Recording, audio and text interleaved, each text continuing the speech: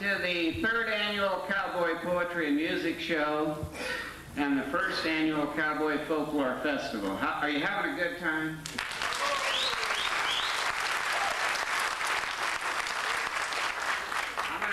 I assume that most of you have been to the over to the Folklore Festival today, and I just want to recognize a couple of people. You know, the whole committee is named in your program, and I just want to especially recognize Norman Fyock. I mean, he worked so hard on those 100-year ranches, and he did a heck of a job, and I'd appreciate it if you'd recognize him. He's here tonight.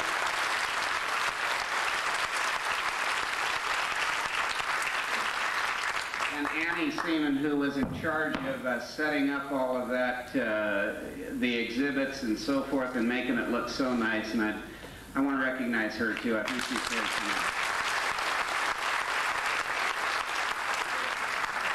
We're going to introduce the people as they come on tonight, and we're going to start out, and we're real happy to have the Gregory Mountain Gang back with us again for the second year. They make a show for us. Okay, would you recognize them, please?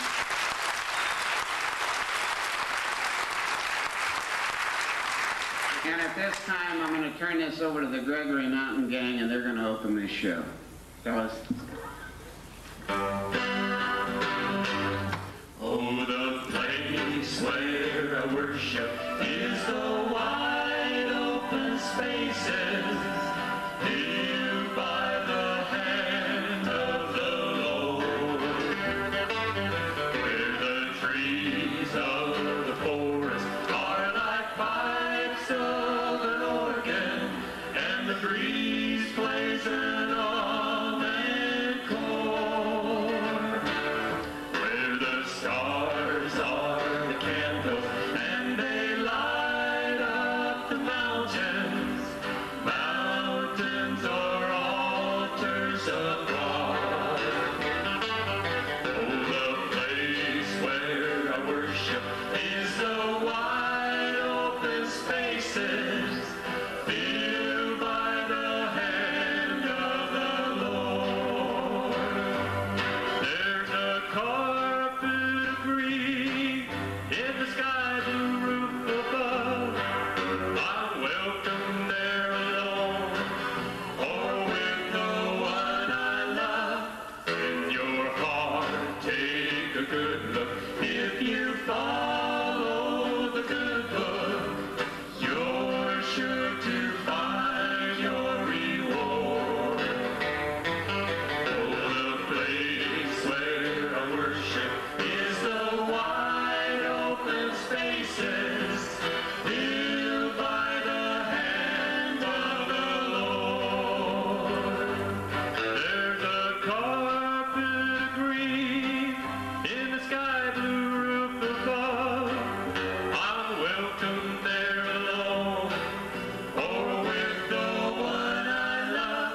In your heart, take a good look. If you follow the good book, you're sure to find your reward. Oh, the place where I worship is the wide open spaces, filled by the hand of the Lord. Filled by the hand of the Lord.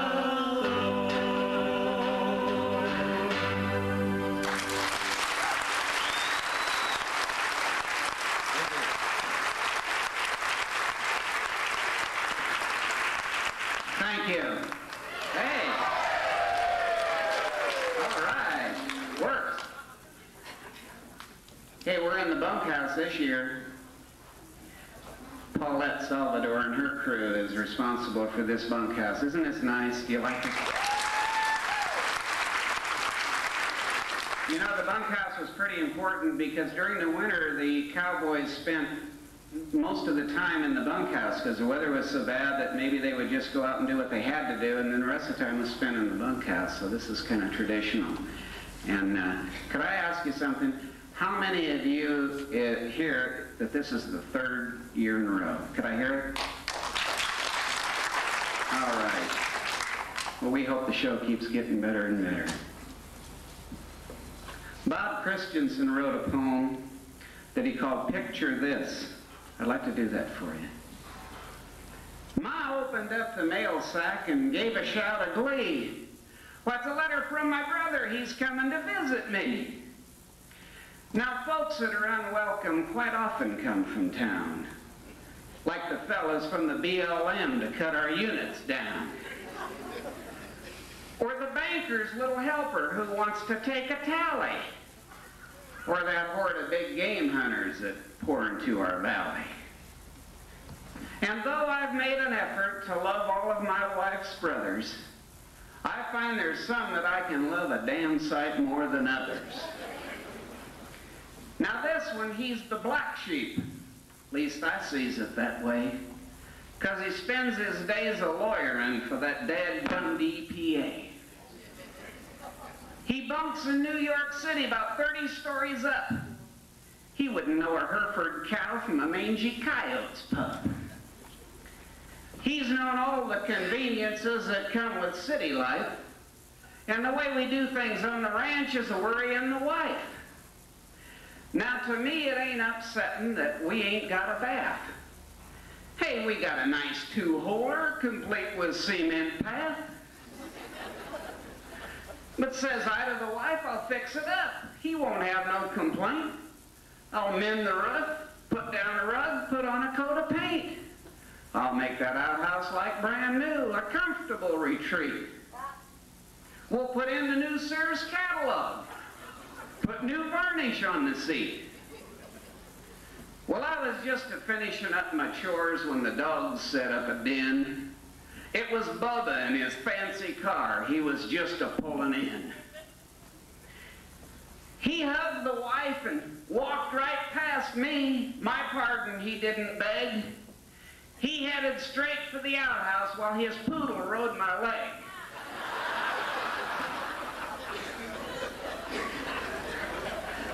I didn't have a chance to warn him. Probably wouldn't if I could. But in about 5 minutes, that wet varnish would bind his hide real good. Now, the Lord knows I didn't plan it. Schemes don't work out so well. But by the time I kicked the poodle off my leg, old Bubba had started to yell. The wife, she came to fetch me. It's Bubba, he's stuck to the seat. I opened the door and there sat Bubba with his pants down around his feet. Now what he said we can't put on paper, but he was more than just a little bit riled. I tried my best to free him while the air became more defiled. Finally I said, it's hopeless. We'll have to undo the seat and take him to town to the doctor.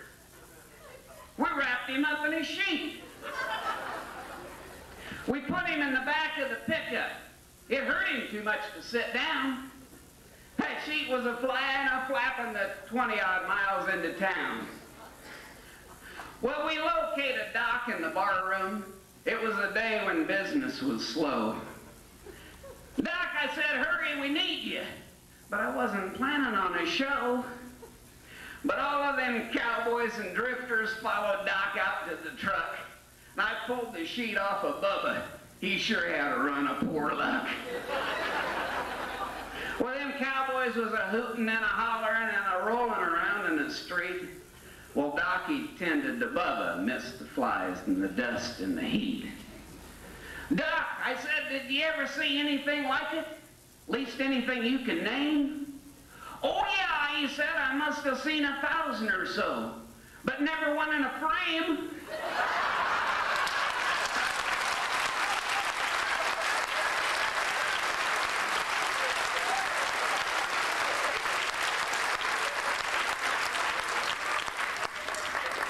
Thank you. The next poet we have is new with us here this year, and you're going to like him. From Montague, Casey Aubrey. Would you welcome him?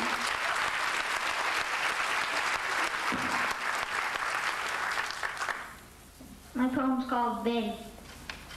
Her name is Betty. She stands about 5 feet tall. She's the prettiest little gal around. I should know. I guess I've seen 'em all. She lives on a ranch out on Airport Road. A pretty good cowgirl, or so I am told. I heard she can rope, and I know it's for real, 'cause I've seen her do it when she goes for the hills. But mostly she's a mama, and a good one is true. She's got a girl and a boy, that's all, just the two. You can find her working at the Cowboy store, making everyone happy who comes through the door. 'Cause she can ride a horse and she can brand a calf. If you feel unloaded, she can damn sure make you laugh. If you don't know her, it's your loss, my friend. So go by and meet her. She's almost always in. Her name is Betty. That's what it's always been. And I'm damn proud to say it. She's my friend.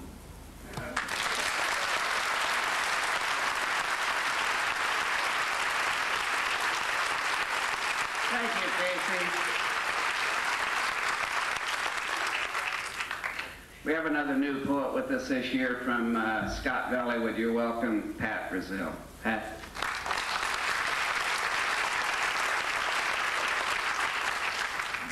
I'm not brave to do it without reading it. I'd like to dedicate this to Pa. Today's his birthday, and to the two little cowgirls that were able to come home and celebrate with him. Maybe some of you will recognize this situation. It's called Working on the 6B. It's springtime in April, and it fills me with fear, because that means working cattle is sure enough near. Pa's all anxious, the kids sure move slow, and Ma's all nervous and not ready to go to head to them corrals, them doggies to brand. Pa's a-leading with an iron in his hand. Just look at all those mamas all covered with dust, just a-mooing and a-shuffling, looking for a fence post to bust. Now Pa, he's been a-gathering and a-separating them calves, and Ma's got syringes and vaccines and salves.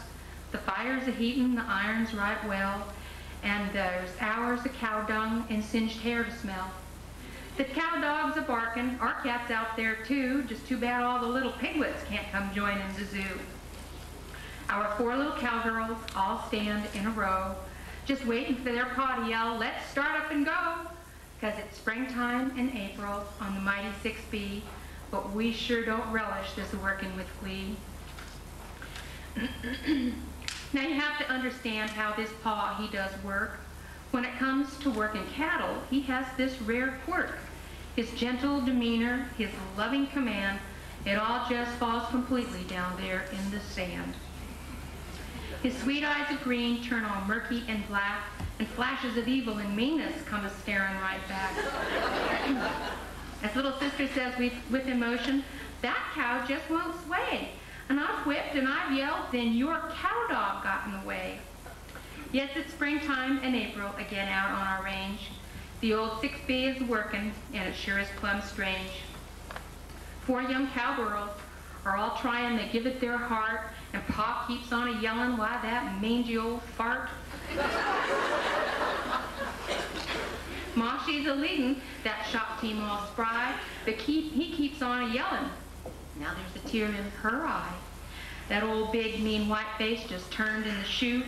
Oldest little cowgirl a-prodding with her boot. No, that old dang white face, she ain't gonna turn around. And Pa, he's a-hollerin'. Little cowgirl, she frowns. "Now, Pa," she says lively, "I'm trying best I can." His face is all scarlet. He's acting like she planned to keep his day hostile, to keep his day on hold, when all she keeps doing is just what she's been told. Sure it's springtime in April, sure as cows we love best, sure as he that keeps putting we lovelies to the test. And we just keep on failing. It's not the cow's fault, it's ours. Working on the old 6B, it sure gives us the sours. Now, father and husband, he is a real model man. Except when it comes to working cattle, he can't be called bland. His usual calm temper gets put to the test. His usual mind clarity is sure put down to rest. There's been more than once that harsh words have been spoke, and Ma and the cowgirls to the house they do lope, a-crying with hurt feelings from Pa's angry way. And he worked all them cattle all alone all that day. There's a moral to be gathered here on the 6B. If there's cattle to work, you won't be finding me. Now those sweet, lovely cowgirls have all grown up and gone. The cattle are history, and it's springtime this dawn. It's April again, and the flowers do play in the gentle, sweet breezes that come flying our way. Those corrals are empty on that old place, the 6B. The pa is as busy can be. He's already dreaming of bailing now and a-chasing the dew. And I'll share a secret with just a few of you. It's springtime in April, and I sure love it here. But if it's your cattle that need working, don't you ever come near.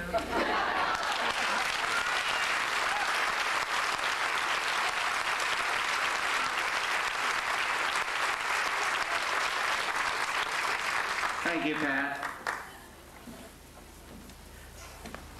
Roy Smith from Little Shasta.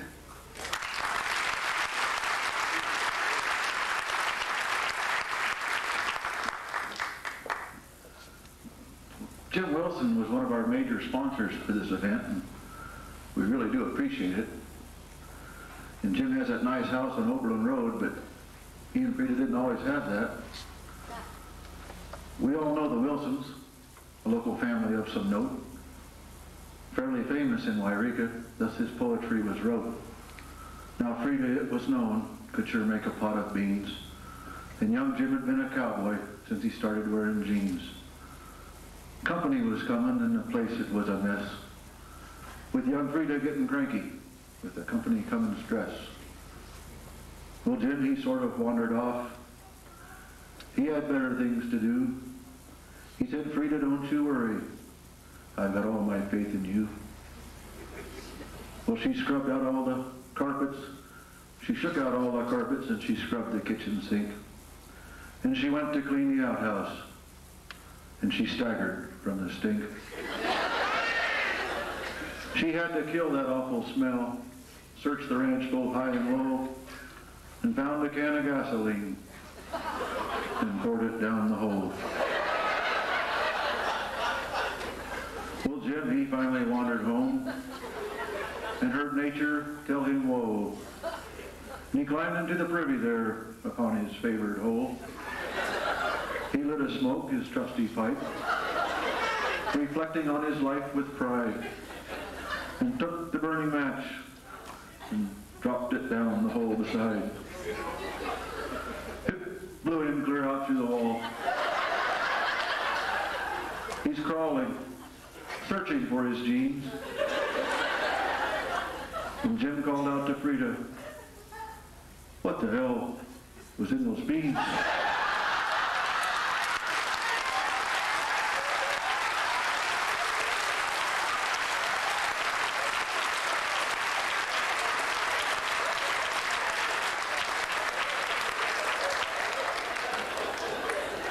Wouldn't be a show without Roy, would it? Back for the third year in a row is June Collins from Wairika. Would you welcome June?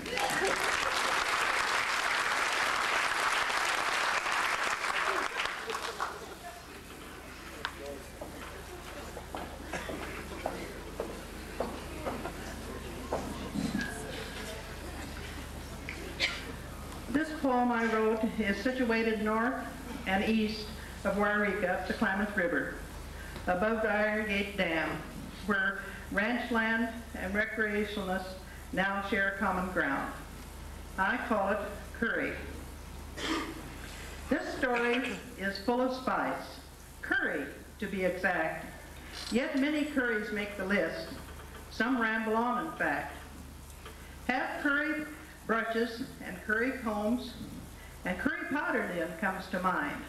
Some mild and some quite hot, others leave ties that bind.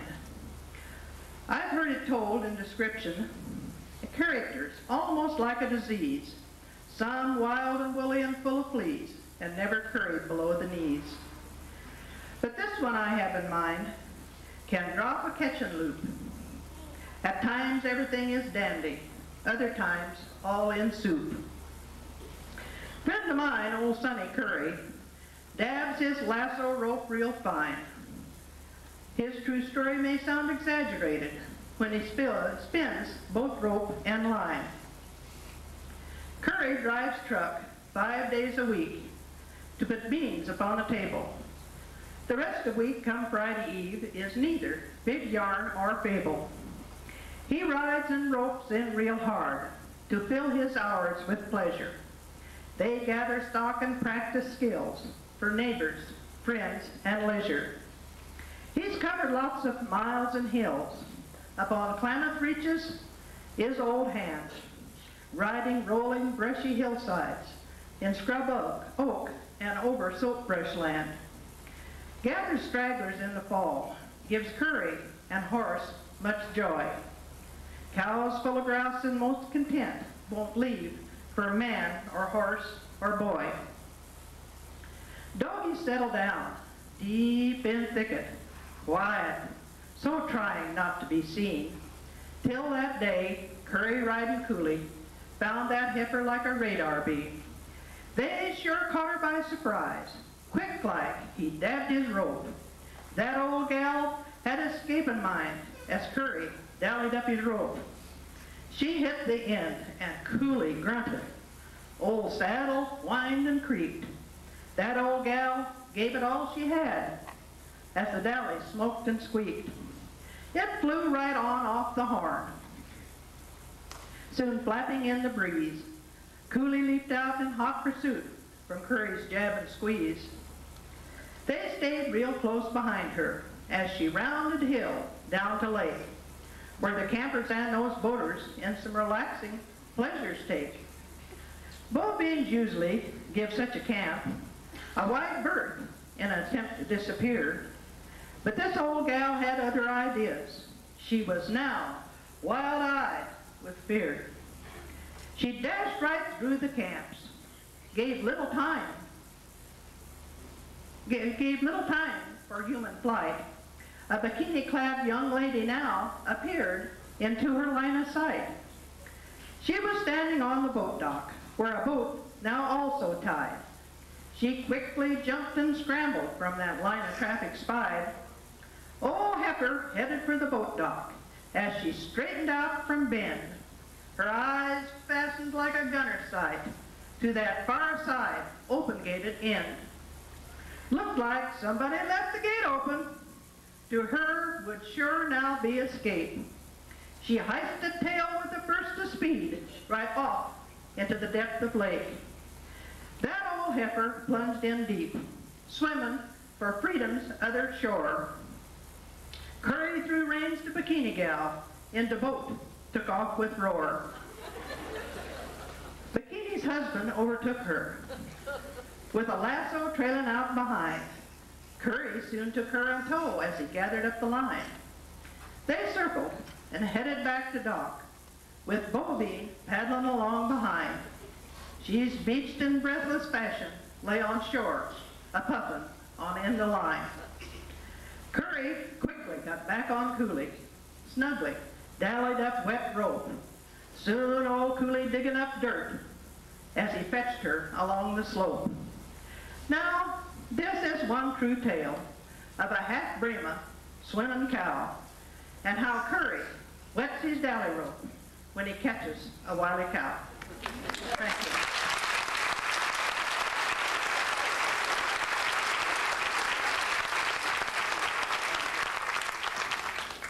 Thank you, June. One thing I think I forget this about every other year, but I introduce everybody but myself. I'm Larry Arkfeld from Wairika. Did I forget that before?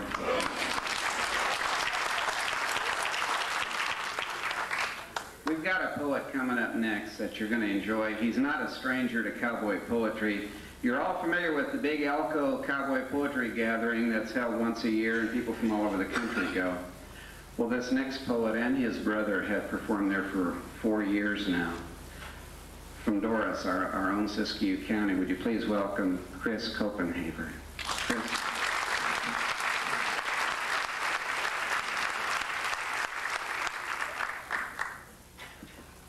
Okay, this poem's called Bottle and it's by Steve Brown.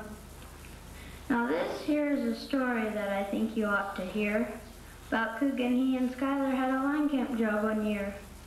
They rode up in November just to check this cabin out, to ride around the meadows to see what the cows there were about. And they were cleaning on this cabin, and old Coogan manned the broom. And Skylar washed the windows, let some light into the room. And Coogan was a-sweeping when he came upon the stash. Underneath his bunk he found a bottle and its catch. He set it on the table and the two of them they stared at this jewel of Kentucky till the evening sun had flared. And they discussed if they should drink it. Maybe they should wait. They settled that for Christmas, that's when they'd celebrate. For 50 days they waited and talked about it every day. It's something they could look forward to pass the time away. They kept this bottle, dusted it off, and about wore off the label, and used it as a centerpiece to grace the evening table. Yes, someone had been good enough to leave this gem behind, but 12-year-old Kentucky ain't the gulping kind. On Christmas Eve, the snow was deep and the cabin snug and warm, and Skylar baked an apple pie and Coogan trimmed a tree to form. And with all the dishes put away, they used tin cups for glass. They sat down at the table to savor nectar there at last. They poured the fluid gently and raised their cups in toast. Friendships they had cherished, but the stranger got the most. The stranger that had left them this bottle brown and clean. This bottle full of friendships, this bottle full of dreams. They raised their cups to smiling lips, but lips that felt too deadpan. Someone had used their bottle long ago there for a bedpan.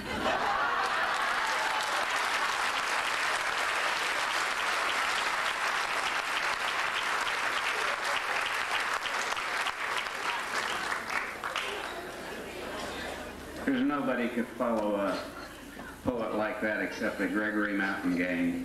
Here they come. I'm going to do a little song here about an old friend of ours who lives down in Texas. His name is Bill. He's got a little old ranch down there that's, I guess you wouldn't call it a little old ranch. It's big enough to incorporate the entire Pecos River inside of its borders. So obviously they call him Pecos Bill.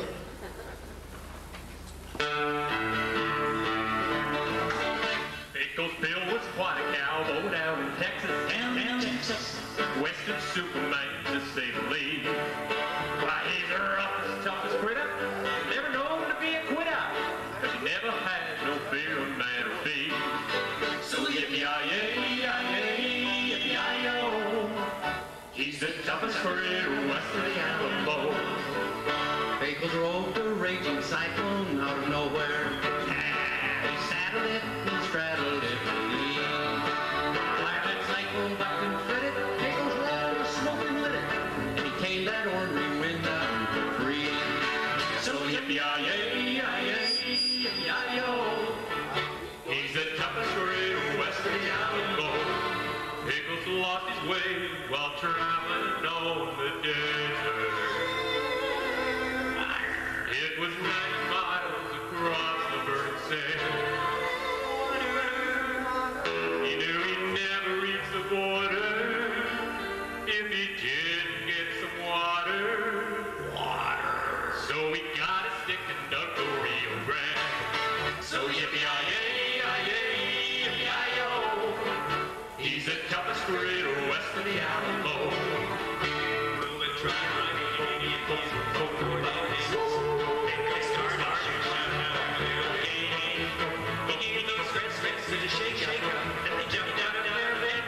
that's how the picnic desert got its name. So yippee-yi-yay, yippee-yi-yo, he's the toughest critter west of the Alamo. While reclining on a cloud high over Texas, with his guns he made the stars evaporate. While he watched them all declining, but he had one brighter shining, emblem of the Lone Star Texas state. So yippee-yi-yay, yippee-yi-yo, as the emblem of the Lone Star Texas state.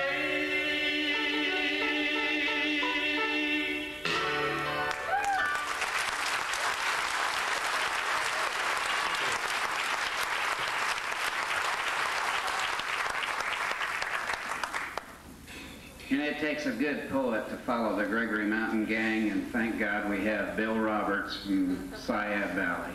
Would you welcome Bill?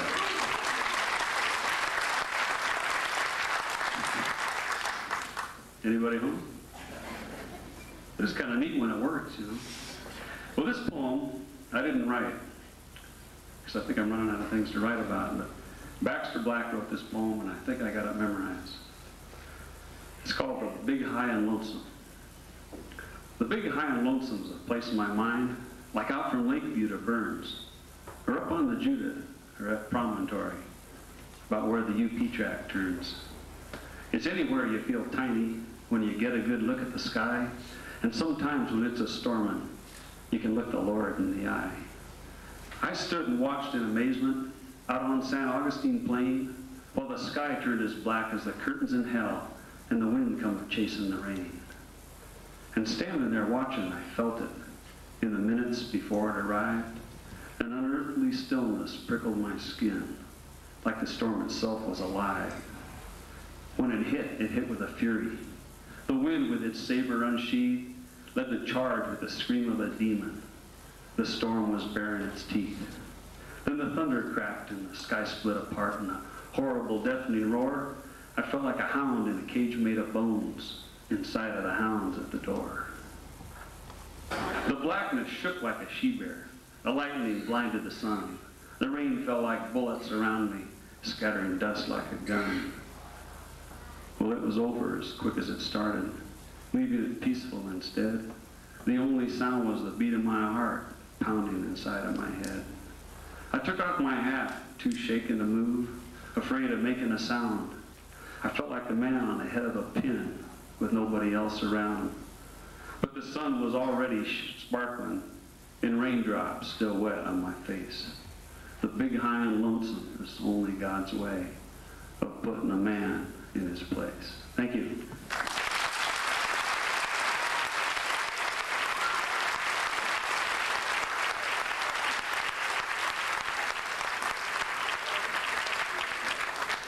This show is once again a benefit, and the proceeds are going to go to the READ project of Wairika, which, as you know, is a literacy project to help people who don't know how to read. It's a wonderful program. It's also going to Wairika Community Channel 4. Now, they're making a tape of this show, and the tape will be available if you want to buy it, I think, for $12 a copy. That information is in your program.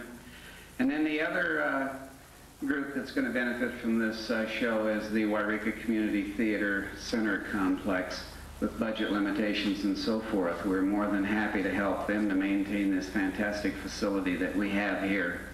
And I know that all of us are really happy to be participating in this benefit. Now would you please welcome from Scott Valley, Mike Bryan, his second year back with us.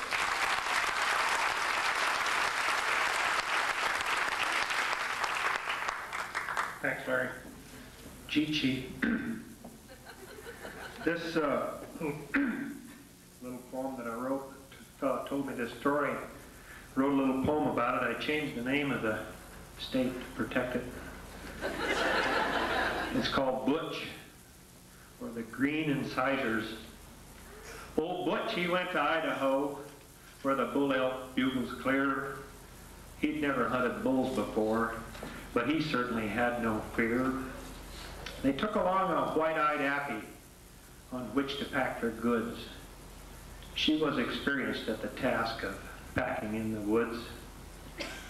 Now this appy had one good eye, but only good by day. At night she was so blind she couldn't find the hay. They pulled her along a-stumbling in the falling snow. They had to stop real often. The going sure was slow. Now seeing as to how it was so cold, old Butch, he had a thought. He knew they wouldn't need that snake bite medicine he had brought. Well, he didn't want to pour it out upon the ground. He knew that was not considered environmentally sound. So he says to his old pard, hand me up that jug. I think I'll have a drink while we're waiting for this plug. Well, they had a drink, and then they had some more. And when they got to the cabin, they couldn't find the door. Well, this cabin where they were staying, it had another guest. Now, this guest was often called a gall-darn varmint pest. Well, old Butch, he had some new choppers under his mustache. Kept them by his bed at night so they wouldn't clash. Well, you know, you heard it, huh? Those shining teeth just sitting there, old varmint could not resist. He stole them away, but left a trade so they would not be missed. Now the trade he made in pack rat terms, surely it was just. For shining teeth, he had traded something great, I trust. A treasure just recently acquired out by the hitching rail where the Appaloosa mare had by chance just lifted up her tail. A pack rat's delight of trading value extraordinaire. A green, glistening gem left in the snow by the Appaloosa mare. Now old Butch's pard awoke before the dawn to brew the coffee strong. Better get out and on the trail, the bulls will all be bedded down. Old Butch grabbed his teeth, slid them in before he was awake. Now his mouth tasted of stale booze, but he knew he'd made a mistake. He touched his palate with tip of tongue. Gingerly, he sniffed the aroma of his thumb. He knew that smell. There was no doubt. He gagged and spit and gave a shout. Well, his old partner was the target of his pitch. Old Butch swore his partner had made the switch. It wasn't me. I'm innocent as a newborn babe. But I heard a rat last night. I think he made the trade. Just then, Mr. Rat appeared from behind a stick of wood. His distorted smile showed more teeth than it should. Instead of the customary 2 incisors protruding from his snout, he had 4, plus 2 canines sticking out. Old Butch jerked his iron and he lined up on that toothy head. He drilled those teeth dead center with 200 grains of lead. Now there is a little moral to this story true. Don't shoot off your mouth if you like to chew. Thank you.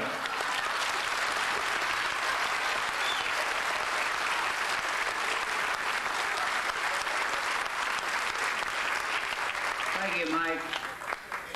Hey, Mike just gets better every year, doesn't he, huh? What do you think, Mike?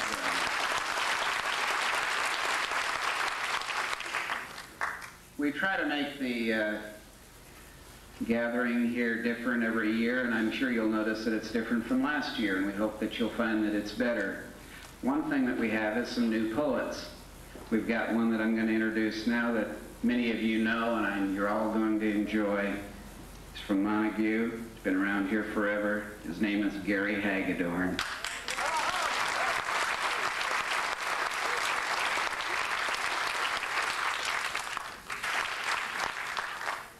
Okay. He's an old champion bull rider who became a good friend of mine. He's retired from that sport, and now he plays golf in his spare time.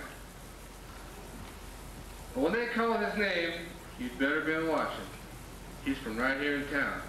His name is Ray Watson. Well, he may not have rode them all, but he did ride most of them. And now it's time for the big 4th of July rodeo down in Folsom. Well, Ray went over and looked at the draw, and he walked away with pride. He'd drawn a good bull. He hoped that he could ride. Well, if he could ride that bull, he was sure that he could win, because every time he'd seen that bull buck, he went into a tough spin. Well, he crawled down on that bull and got ready and called for the gate. And that bull held true to form. He turned back right there in the gate. Well, you couldn't have pried him off that bull, not even with a hammer and a great big chisel. He was sitting in the middle and kicking holes in that bull when the secretary blew the whistle. Yeah, that cowboy was in complete control when he left that uncomfortable seat. And as he sailed through the air, he gracefully landed on his feet. The crowd was standing, everyone yelling and cheering really loud, as Ray stuck out his chest and tipped his hat, because he was mighty proud. Well, he walked over and picked up his rope, turned and headed for the gate. And all of a sudden, his spurs were tangled. He fell and drove his head into chute number 8.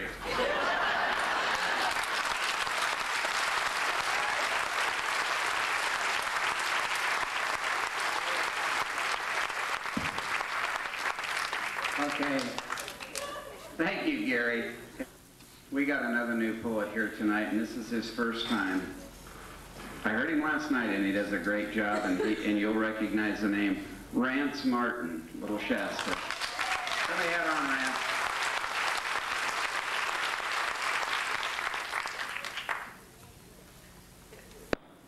As I crossed this big lonely flat, I remember long ago of this old lead cow that died there in the snow. She was a good cow, and I knew her well. She raised many a fine calves, and she knew every trail. She began to show the signs of her long age. Her slick hide showed the bone, but her hide was not forgotten. She was a marker, that old roan. It was way late in the fall when I came upon the roan. The younger cows were heading out and left her standing back alone. In kindness I rode by her and told her I'd be back someday. I told her not to worry, I'd bring her back some hay. Well, I did go back to find her, but she wasn't where she was. And although I didn't find her, I left the hay there just because.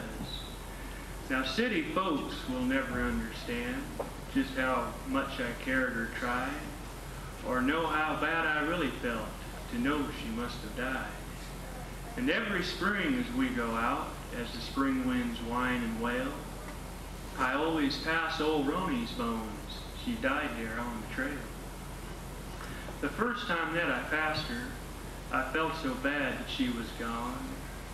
But now she is our spirit for our cow drives to go on. And I looked up into those cloudy draws where all the lead cows go, where it's wild and free and the grass grows tall.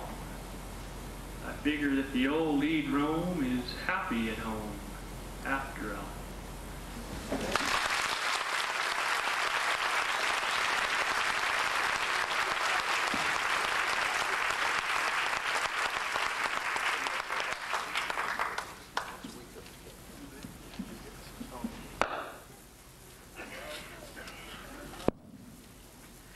We got two switches here. I can't remember two things at the same time.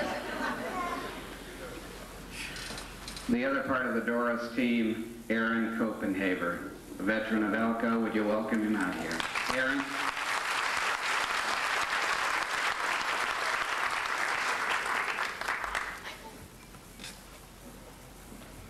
Well, this first poem's called Could Be Worse by Baxter Black. The banker took his ledger out, the rancher took a seat. Let's say I let you 20 thou for cattle, corn, and wheat. Let's talk about your cattle first. The rancher's face looked pained. You know how bad the market's been. Lost 15, he explained. 15 what? 15 cents a pound. 15 died of thirst. Nope, $15,000 lost. But hey, it could be worse. The banker swallowed hard and asked, well, what about your grain? The hoppers ate up all my wheat, and the sweet corn needed rain. The pig got sick, my son got drunk, and joined the Moonies church. I figure I'm down 40 thou, but hey, it could be worse. What do you mean it could be worse? That ain't even funny. The rancher shrugged, then replied, could have been my money.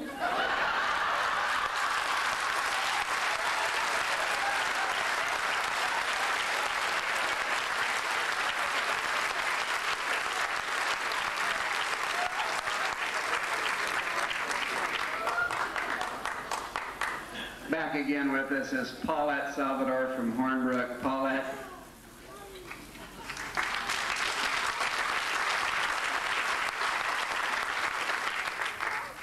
Before I read this first poem, a lot of people took a lot of time and did a lot of hard work to put on this show today, but one person who did the most work and put in the most time is Larry Artfeld. Give him a hand. Larry, come on in.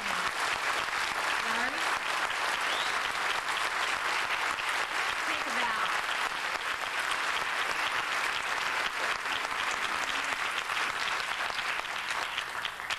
This first poem I'm going to read is called Take Care of Your Friends. Friend is a word that I don't throw around, though it's used and abused. I still like its sound.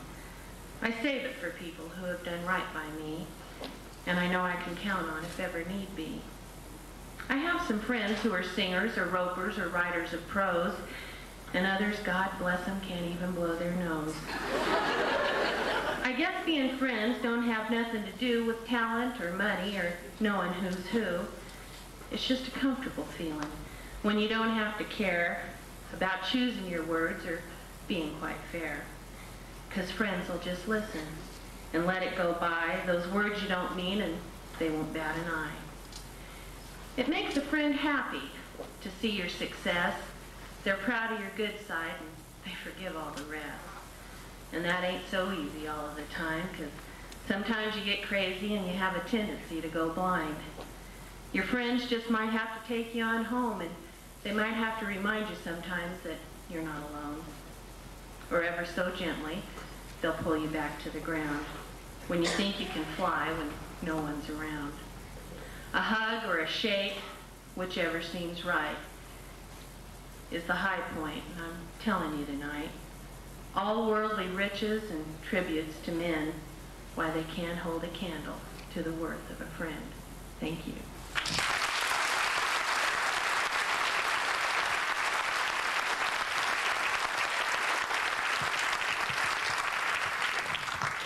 Thank you, Paulette. And back again with us for the second year, also from Hornbrook, Tim Treadway. Give him a big welcome, please.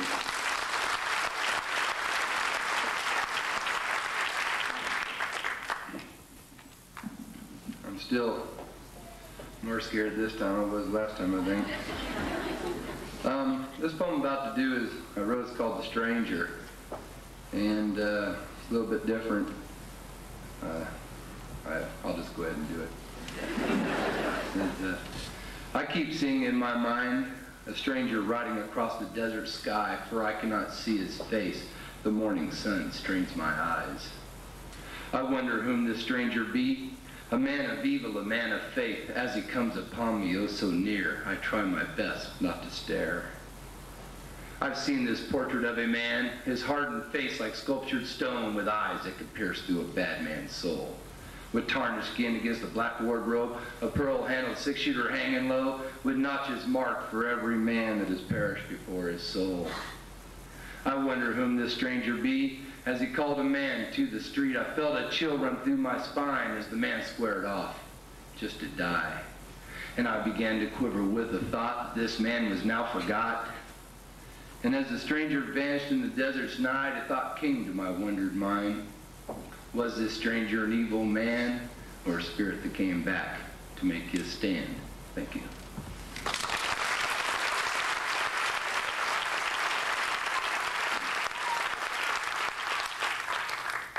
I'm going to do another one a friend of mine wrote, and it's another kind of fast one, so I thought I'd get by with this. And it's called A Cowboy's Reminisce, and it's quite different. I hope you enjoy this. I sat bound to that front porch swing by my own desire as she stood embellished in the midnight summer breeze and gazed out across the endless rolling waves of prairie as if she were sailing on distant seas. All my senses were held in total captivation as I became so completely mesmerized in the kaleidoscope of crystals that seemed to gallopade upon her eyes.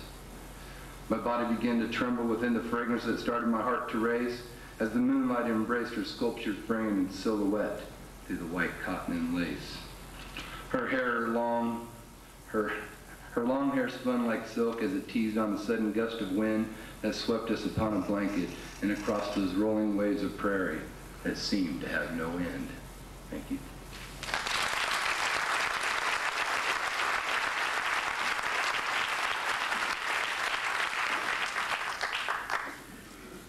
Sit back and enjoy the Gregory Mountain Gang. Here they come.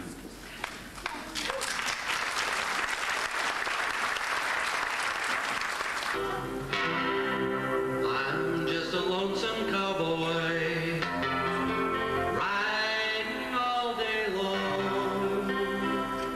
Tumbleweeds around me, sing their lonely song. Nights underneath the prairie moon, I ride along and sing a tune. See them tumbling down, swings in the timid ground. Lonely but free I'll be found, drifting along with the tumbling tumbleweeds. Cares of the past are behind, nowhere to go but I'll find. Yes, where the trail will wind, drifting along with the tumbling tumbleweeds. I know when night is gone that it knew was born at dawn. Keep rolling along, deep in our heart is a song. Here on the range I belong, drifting along with the tumbling tumbleweeds. I know when night is gone that it knew was born at dawn. Keep rolling along, deep in our heart is a song. Here on the range I belong, drifting along with the tumbleweed,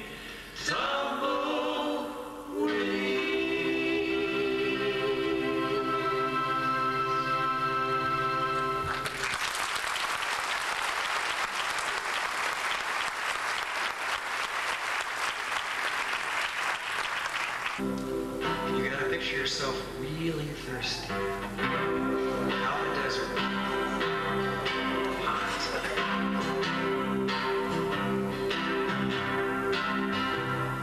all day I face this barren waste without a taste of water.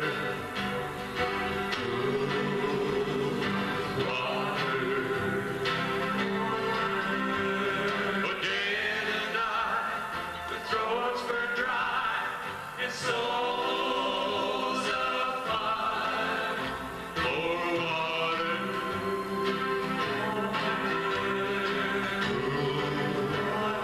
Clear water.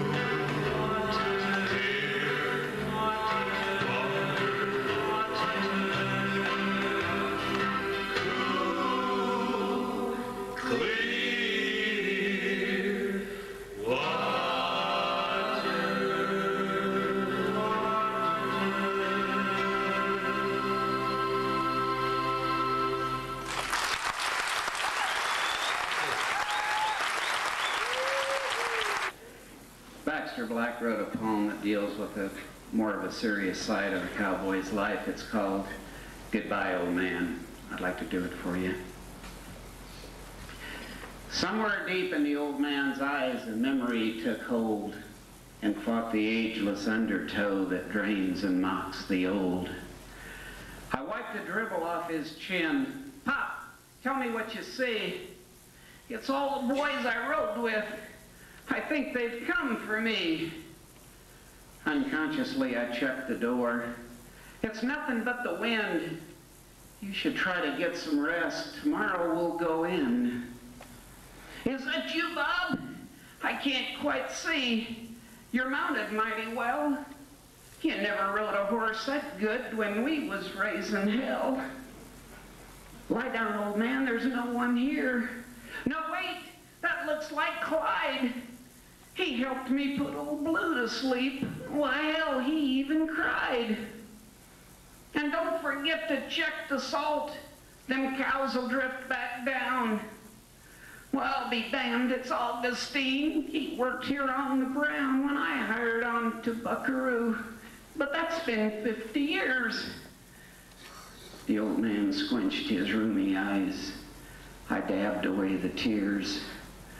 The boss had told me he was old, that he had seen a lot of springs. Well, I bet you if you peeled his bark, you'd count near 80 rings. We rode the last 3 summers here together on the rim, just me and him for puncher's pay. I learned a lot from him. But now I'm sitting by his bed, uncertain what to do. I ain't too good at nursing coots. Hell, I'm only 22. I reckon that I'm ready now. The boys are set to go. They got an extra mount cut out that's just for me, I know. You've got to stop this foolish talk. You shouldn't overdo. Pop's all you need's a good night's sleep. You'll be as good as new. Don't make it complicated, kid. Just cut a pal some slack. With a saddle on that extra horse, that's my old weathered cack. I'm coming, Bob. I'll be right there. He winked a misty eye and tried to reach up for his hat and died without a sigh. I tell you, man, it freaked me out. I dang near coming too. I never seen a person die, especially one I knew. I tried to say a little prayer, but all I knew was grace. So I just said, goodbye, old man, and covered up his face.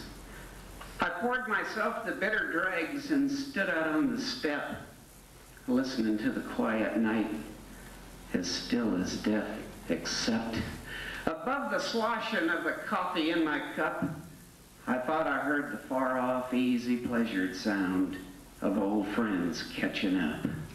Thank you.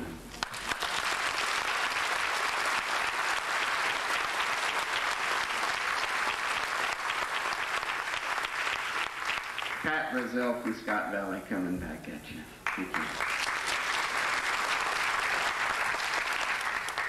Thank you. This poem is called Cow Baptism. It's a true story. The first time I worked cow. I was out in my garden just a shoveling in cow chit when a memory of yesteryear just caused me to sit to write down this little tome of my younger days. And the first time I worked cattle, it hit like a blaze. My cowboy and husband, sweetheart of a man, took the hand of his city bride. He had a plan. We'd work cows together, a family affair. You work the chute, hun, it's only fair. You ain't experienced Indy horning or a hot brand. I'll do the heavy work and you can just stand. So out into the pasture in my gorgeous brand new boots. Me, I'm not anxious, heck, it's just running the chute. My sweetheart and cowboy, he'll show me the way. He'll teach me and appreciate my hard work this day. He said, now pull down on this lever, the sides will fold in, our cow will be penned up, my work can begin. I watched and I helped and I learned all that day. We were really having fun. It was more like play. I opened up the chute to kick out the last steer, but he was all bulky, wouldn't towards the front step near. So I grabbed onto his tail to give it a twist, when all of a sudden it felt like I'd been hit with a fist. All this dark green and runny stuff hit my face with a slap, and my cowboy, he laughed so hard the ground he hit flat. That smelly concoction hit me at hairline, slid down between my eyes. Gravity sure does work fine. It kept on a-sliding and finally ended up on my new boots. And my darling cowboy lay laughing, oh, what a hoot. I was sure a greenhorn, a neophyte that day, when I learned firsthand what comes out when cows eat their hay. I'd just been baptized from my stem to my stern, and I learned where not to stand when working the chute is my turn.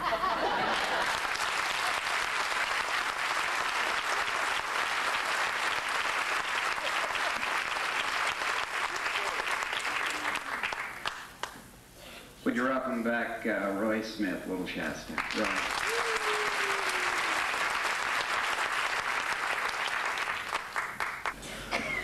They say that in your lifetime, as your lifetime runs its course, you're entitled to a good dog, one good wife, and one good horse. It's the story of my dog that I'll try to tell to you.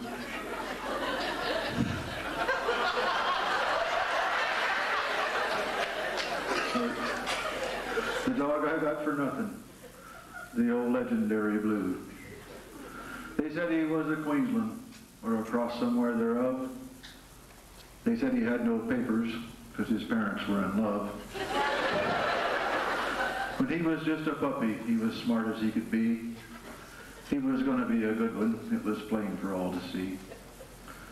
He started working cattle. He liked to work them all alone. When I gave him my ideas, he had ideas of his own.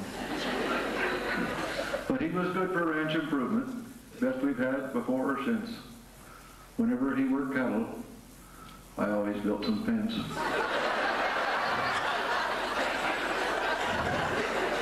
He was hell for killing chickens, and he chased the neighbor's cat. People lose their sense of humor when your dog starts doing that. The neighbor's wife got this idea. She really seized upon it. She made a reward poster, put Old Blue's picture on it.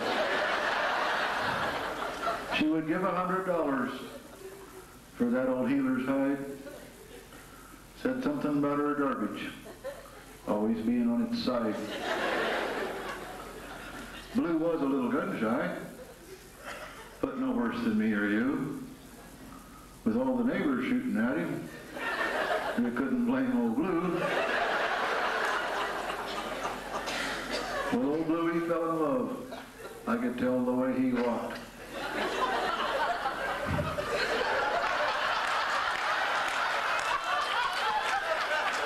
She can tell too, I guess. She must have been really something. I just wish he could have talked. He took to her a deer leg, just to prove that he was sweet.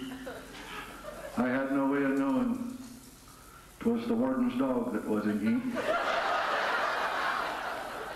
The old game warden showed up screaming, yelling about his mongrel mutt. I was sticking up for Blue. I called his Labrador a slut.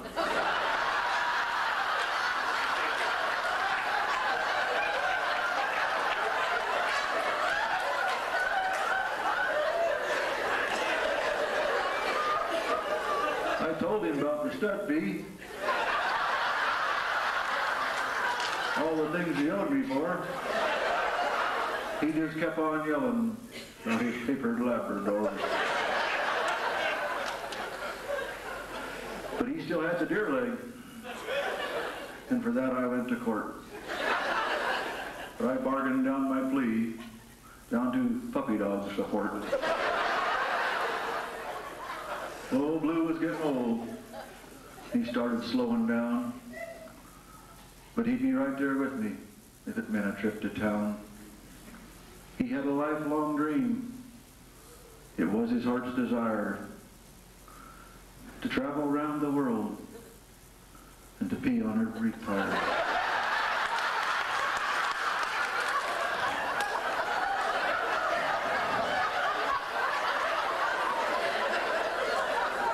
I finally lost old Blue. It was a tragic situation. He had found Jim Wilson Ford, and he died of dehydration.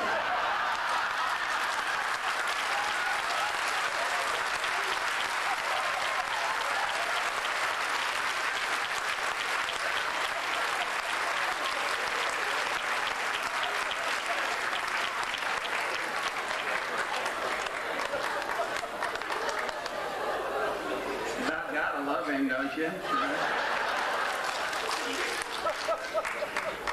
Would you welcome June Collins from Wairika back? Thank you.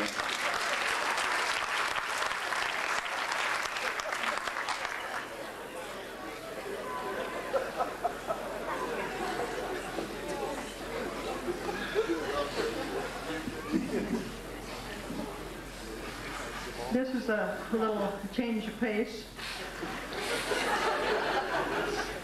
This poem was written happening in my early life during the time wheat hay was put up in the barns and stacks by teams of horses before the coming of the hay baler. I call it Mike, a Clydesdale. Summer haying had came to end. Teams now had earned their rest. Some grazed out on pasture, others turned to hills with zest. During days, they made their rounds. As they came in sight, we noted tally. Sometimes on steep terrain, far away, other times down near the valley. A day arrived, one horse missing. Granddad and I saddled up our horse with a need to check the watershed. Each ridge and slope, of course. Found Mike absent, aroused a dread. We rode along with a peeled eye. The day wore on, and sun, bearing hot, chicken hawks circled in the sky. At Box Springs, stopped for drink, took a sandwich from our sack, ate but felt uneasy-like, soon back on horse's back. Around 2, we topped the final ridge, soon arrived at Drift Fence Gate. Mike stood near front feet and wire. We shuddered, had arrived too late. Mike whinnied when he heard us coming. With welcome thoughts, alas, helps came. Though now too late, he'd never know. Beyond our grasp, our sadness reigned. He was standing on the back of pasterns, had worried and sawed them through, as tendons snapped and severed into freedom's frantic efforts view. His long struggling tries so apparent, the ground between posts were plowed. With barbed wire's wicked, stubborn way, his escape from grasp was not allowed. He now stood patient till each foot was lifted out and again set free. His eyes said all would now be well, but that could never, never be. Why take so early to horse heaven, leaving others that habits gall? Why this honest workhorse so chosen? Mike pulled willing and gave his all. Tears filled both our eyes as dread now filled our wills. A rifle taken down from scabbard, a shot rang out through hills. The ride back home was only silent. A special friend, destroyed, now gone. This gentle giant was no more. Still, a deed meant right, felt wrong. Thank you.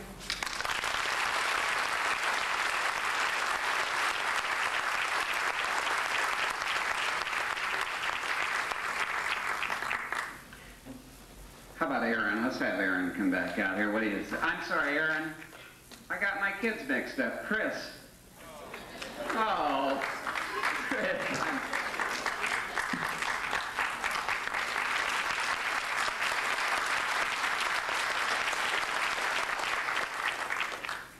Okay, this poem is called Boomer Johnson. It's by Henry Herbert Nibs.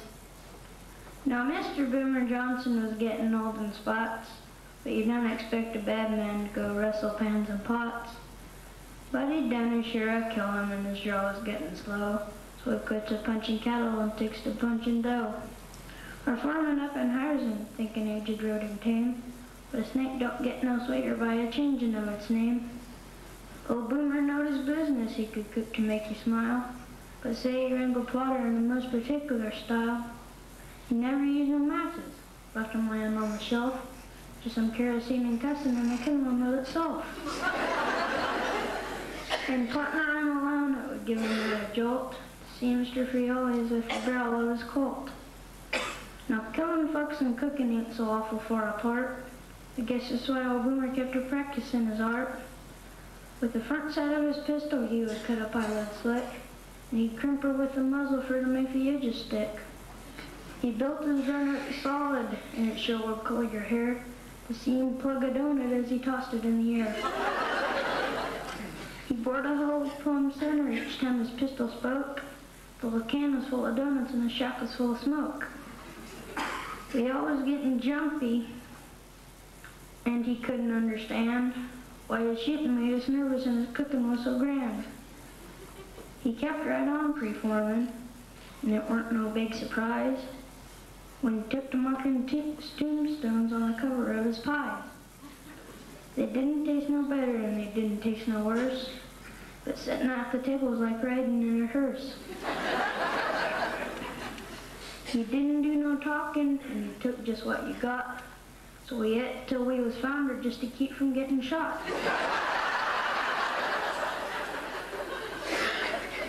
At breakfast bright one morning, I was feeling kind of low, and old Boomer passed the donuts, and I told him plenty no. All I takes this trip is coffee, for my stomach is a wreck. I saw the itch for killing, swelled the wattles on his neck. Scorn his grunt, he strings some donuts on the muzzle of his gun, shoves her in my gizzard and says, "You're taking one." He was set to start a graveyard, but for once he was mistook. Me not wanting any donuts, I just helped him salsa cook.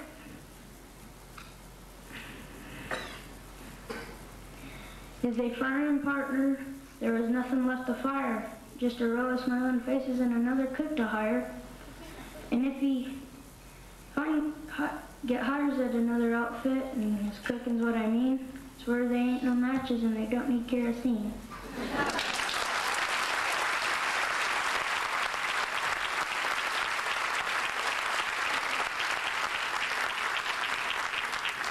This is a good time for me to acknowledge some of our major sponsors, Jim Wilson Ford Nissan.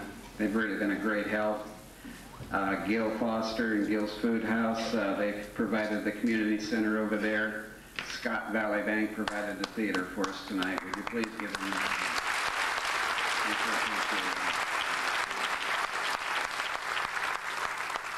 Gregory Mountain Gang. You know, the one thing that I like about cowboy poetry is the fact that, you know, they take real life and add a little humor to it and put it into words. And we've done that for a poem, and Tim then put it to music.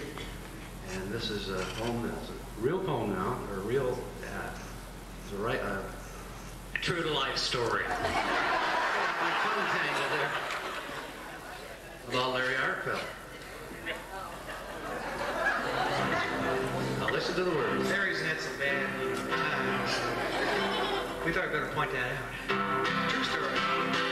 When you hear a cowboy yelling a song of open rain, his heart leaps up to hear a stirring tale. Did you ever wonder at the end of his refrain why his voice leaps in a mournful way? No, why? Tell us. Well, the story that was told to me was handed down through history. A singing cowboy brave enough to try. Riding me in his soul colors and bucked him off right at the shoe. Left him spinning way up in the sky. Well, the bronco jumped up and the cowboy came down. They met at the old saddle horn. It made a deep impression, you might say,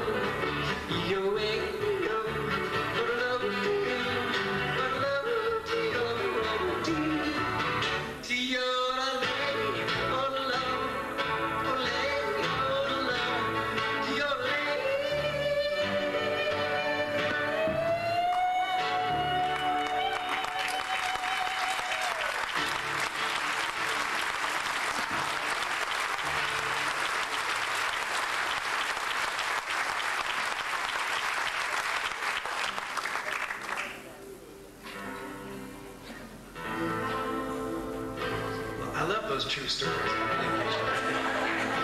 there.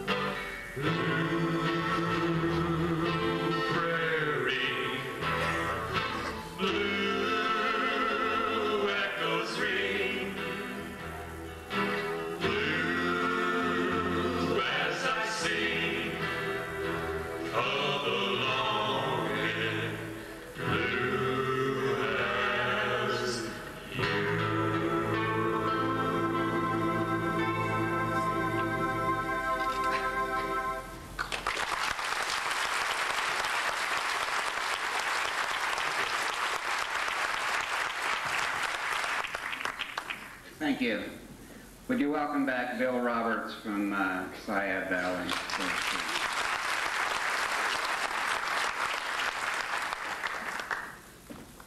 I'll try again.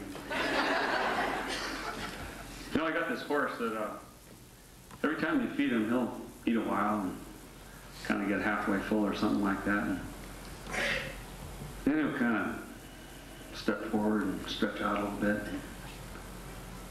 Kind of relax and relieves himself right there in what's left. He's in this poem, and it's kind of a dumb thing I never quite figured out. But anyway, oh yeah, he's an athlete too. I might explain it. This poem's called Good Night. It was shortly after daybreak in the early morning chill when I strung together Stanley, Itch, and Little Bill. I took along some hay cubes to feed the horse and mules. I also took a sack of grain, my saw, and other tools. I'd done some shoeing yesterday, so the feet were set to go, but they're all a little out of shape, so I took it slow. I cut some logs out of the way and took the string on up the trail. Then before I knew it, the light began to fail. Well, right nearby, I knew a place that had a little flat where there was room for horses in it, a place to hang my hat. I unsaddled Stan and Itchy, pulled wet blankets from their backs, did the same for Bill and Chiz, then gave them all some snacks. Those 3 mules rolled the way mules do just before they ate. Chisholm ate just half his cubes. On the rest, he urinate. Well, I built up a little fire and ate supper, scratched my head, and then I found the softest rocks around on which to lay my bed. Well, the wind began to blow, and I tightened my neck rag, and then it finally dawned on me. I'd forgot my sleeping bag. So with saddle pads and blankets, they smell their soaked with sweat. There's nothing else to wrap up in, least I ain't found it yet. With my saddle for a pillow and a pack tarp for a spread, and the stars above shining bright, I guess I'll go to bed. Good night. Thank you.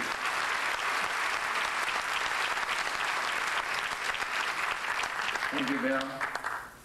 Mike Bryan from Scott Valley. Mike.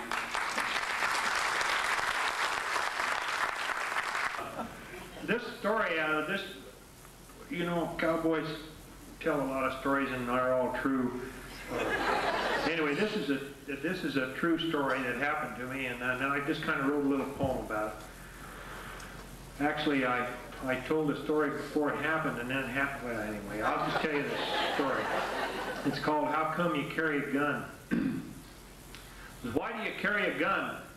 I never seen anything to shoot, said the New York lady to the packer who had one in his saddle boot. Now this old packer, his name was Jim, was tired of justifying his right. He'd used that old Winchester for a lot of years, once to stop a fight. He looked at her hard, and he cocked one eye, and he curled his mustache, and he let out a sigh. "Lady," he said, as he cleared his throat and shifted his chew, "I'm going to tell you a story about packing a gun, and I'll swear that it's true. I'd packed in early, high above the woods, a long string of mules with supplies and goods. Came around a trail, came around a ledge all covered with shale. The winter snows had taken out a part of the trail. My horse stepped through, but loosened the ground. The lead mule went over the edge and 100 feet down. She broke both front legs, the bone sticking through, a big gash in her side and on her head too. She was hurt real bad. She knew she was done. Her eyes pleaded for death. I didn't have a gun. I couldn't go to her to put her out of her pain. I had to go on to save the rest of my train.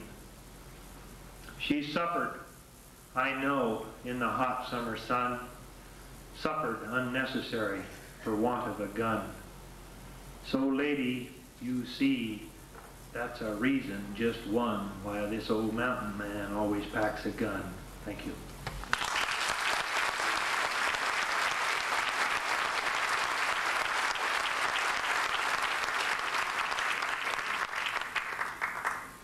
So would you welcome the Gregory Mountain Gang coming back?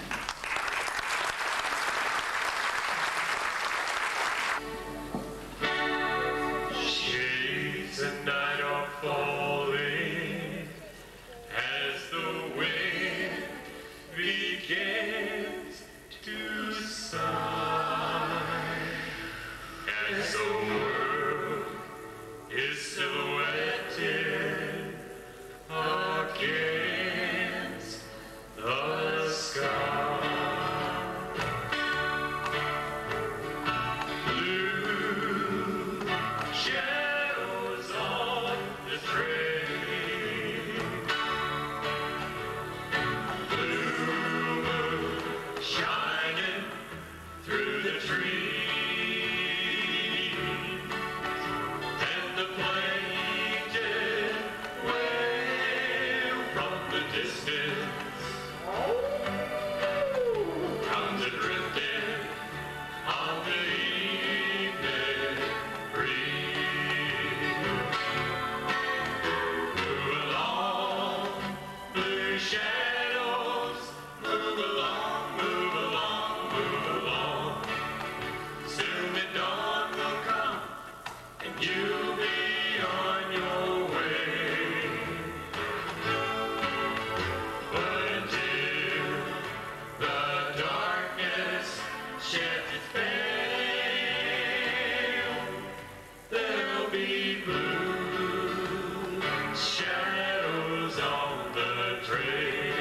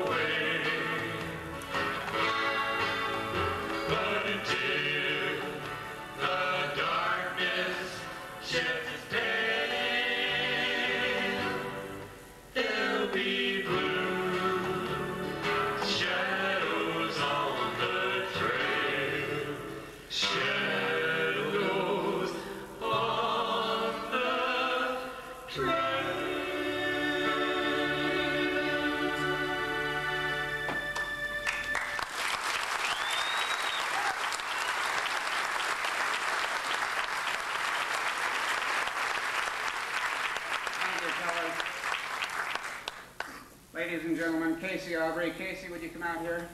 All the poets. Pat Brazil. Roy Smith and Dr. Roy. June, come on up here, June. Chris Copenhagen. Aaron. Bill Roberts. Mike Ryan. Gary Hagedorn. Gary.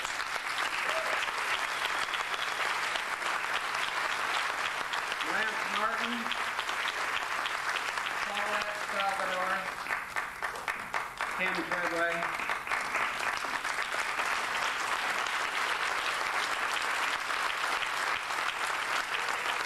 Thank you so much for coming, and I hope that you enjoyed the show. We'll see you next year.